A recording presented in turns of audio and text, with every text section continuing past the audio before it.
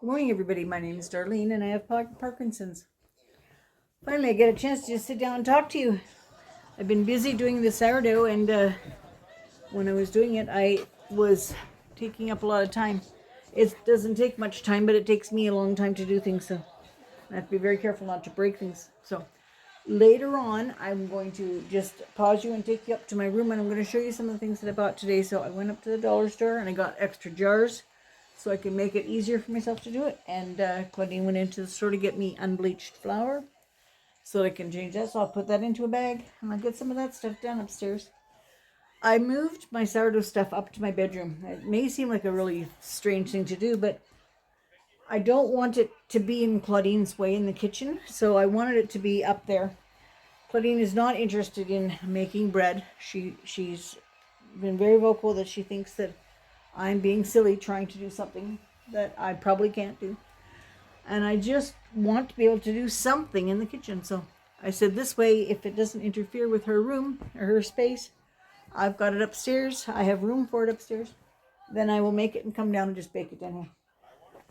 So that's the plan, but I gotta get the starter going. I've got 2 of them. Now, mine said it would be ready in 7 days for Rose. Doris said that it would be ready in 5 to 10 days. And Caroline said that she left her first one for 14 days. So I'm going to judge it. I'm going to take a good look at it. And I may go longer than the 7 days just to get the starter really good. So, and I have to be very careful when I'm doing it. So I have a few things that I need to organize upstairs to make it. I wish I had it like on a flat desk, but I could take this table here up. I should probably take this table up, but I need it for things down here. So if I didn't need it down here, I would take it up and it would be better. But anyway, we shall see what I do. I have to work on exactly how I'm going to do this. But I think this table would be good upstairs, but I don't really have room for it. So I'm not going to put my hanging clothes shelf in here. So I will go up there and take care of that and then show you all my sourdough stuff and how I've got it arranged. I've got a tripod up there, so it won't happen where I am not seeing me in the videos like I did last night. I will have the tripod and we'll be able to arrange that better. So tomorrow is Bill's birthday. Today is Ivy's birthday. She's 26 years old. I can't believe that. So nice to see her growing into such a beautiful woman. Anyway, tomorrow Bill's going to be 77. And he's not growing into a beautiful woman. He's just a grumpy man. What can I say? Grumpy men need love too. So anyway, he's going to have a birthday cake here tomorrow. Claudine said she'll cook one of the cakes that's in there, so he'll have to pick the flavor. And then she'll make him a birthday cake. We don't know what we're going to do for supper that night. We sort of told him he could decide what he wanted, but we haven't heard yet. And tonight for his birthday, I'm going to have him play a game of bingo with me. So we're going to play bingo tonight. Ivy is working right now. We saw her this morning and gave her gift. She was really happy. So she's got that downstairs, and Claudine's going to go to the shed with her when she comes home. She's not off for work until 8:30. And so we're going to play bingo in here. So anyway, I'm going to go upstairs and arrange that, and I'm going to come back and show it to you, and then I'm going to tell you a story. Okay. See you in a minute. For you, it'll be just a second, just like that. Well, it's probably felt like a blink of the eye for you guys, but I want to say good morning. My name is Darlene, and I have Parkinson's because it's another day for me. I never did get back here last night to finish doing my video and get it up. Bill and I were playing bingo.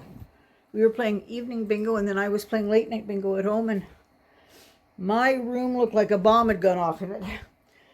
I had sourdough from one end of it to the other, in all the stuff that I've got for it, and flour and all the rest of it, trying to put it where I need it to be. And it's still not completely 100% tidy. I said I was going to go up and show you that. It's not 100% tidy, so there's a possibility you'll see it tomorrow. But anyway, I wanted to just talk today. I will put the others onto a playlist sometime, but I wanted to just talk a little bit today and say I've been super busy, so I have a lot to say. Anyway, just to put it clearly, we did not win at bingo. We were so close, so close. I mean, that's what everybody says when they're gambling. They were so close.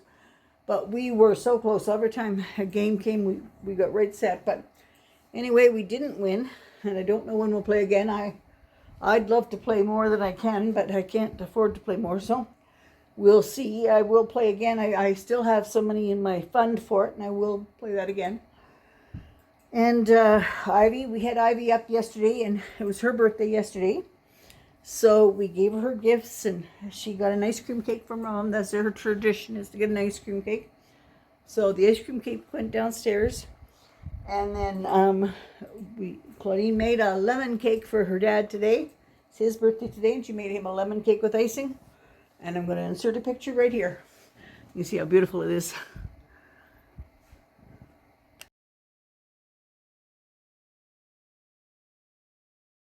Isn't that a nice cake?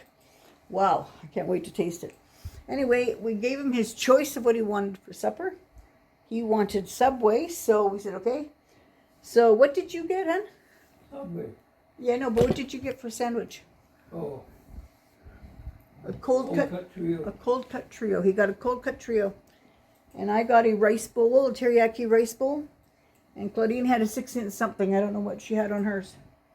So anyway, she went out yesterday. I'm rattling on here because I haven't talked to you a few days.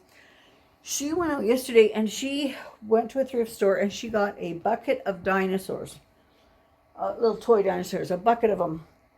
She came home and she bleached them all in the water and stuff. And so we're going to keep a bunch of... She went through them, some that are too small for Finn to play with. So they'll be left for later, and then some that he can play with now. And she's got some for here and she's going to have some for there. But she wanted to take over one special one tonight just to show them. So she's going over there to visit with the kids, and they're going to play dinosaurs, I guess. Now on Sunday, it's Friday, Sunday, Cal's going to take Bill to the car show here in town. He's not taking the kids, eh? I don't think so. I don't think so, yeah. He took Finn last year to it, but I'm not sure if he's going to do it this year. So I think maybe it just might be Bill and Cal, but... Anyway, they're going to go to the car show, and that'll be something different for Bill to do. And I don't know, we might talk to Cal whether he was wanting... Bill, do you want to go in the wheelchair instead of your walker? No, I'll take my walker. You'll take your walker? Okay, because I thought we have that extra one out in the shed if you wanted it. So anyway, then he could look around, but it's limiting. When you're in the wheelchair, it's very limiting. And Cal might not be wanting to push more, and it's very hard to get a wheelchair into Cal's vehicle. I've wanted to go a couple times to the store, and we haven't been able to get the wheelchair in, so he probably is better off with his walker. Claudine's going to bring me up my old walker that had like no wheels on it, just you clunk it along. She's going to bring that in the house so that at night I can clunk from my bed to the bathroom. It's like a straight shot. It's like 6 feet, but straight shot. And getting the wheelchair in there is quite difficult, so we thought just for nighttime, not for in the daytime, not to be caught with self standing up. I've got to leave it right up in the bedroom just to go that 6 feet, and if I can't do it, it's going to go back out to the shed.